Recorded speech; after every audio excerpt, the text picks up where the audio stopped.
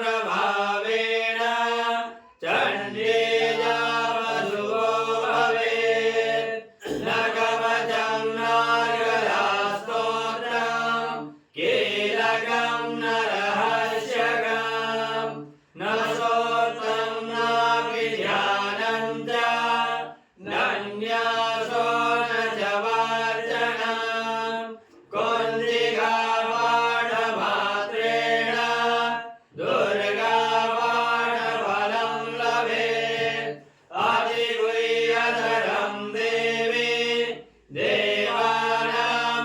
दुर्लभम् गोपनीयं प्रयत्नेन शयोनिरिपपार्वती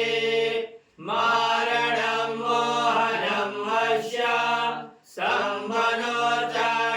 सम्भनोच्चाटनादिकम् पाठमात्रेण संसिद्धिः कुन्तिकास्तोत्रमुत्तमम् अथ मन्त्रः ॐ ऐं ह्रीं क्लीं चामुण्डाय विद्ये ॐ क्लीं ज्योतिषा ज्वालय ज्वालय ज्वल ज्वल प्रज्वल प्रज्वल ऐं ह्रीं क्लीं चामुण्डाय विद्ये ज्वल आं स्वां लां शां फट् स्वाहा नमस्ते रुद्ररूपिण्यै नमस्ते मधुवर्धिनी नमस्ते नमहारिण्यै नमस्ते महिषार्दिनी नमस्ते शुम्भहन्त्रे च निशुम्भासुररात्रिणी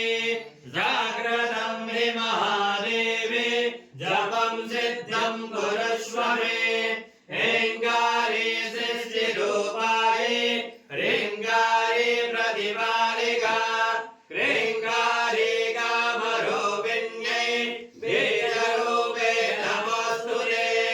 चामुण्डा चण्डघाटे च ह्रीङ्गारे वरदायिने विच्छेदावयदारित्यं नमस्ते मन्त्ररूपिणे नां ह्रीं ॐ दुर्गते पत्नी वां ह्रीं ॐ वागलेश्वरी क्रां क्रीं क्रूङ्गारिका देवी सां श्रीं श्रूं हे शुभं कुरु ॐ ओङ्काररूपिण्यै जं जं जं जं भनादिने ह्रां ह्रीं भ्रूणे गणे भद्रे भवान्ये ते नमो नमः ॐ क्लां चां टां तां वां यां सां ह्रीं धूं ऐं ह्रीं हं सं दिहाग्रं दिहाग्रं त्रोडय त्रोडय दीप्तं गुरु गुरु स्वाहा पां पीं ॐ पार्वती पूर्णा हां क्लीं गुं केदारी तथा सां श्रीं श्रूं सप्तसती देव्या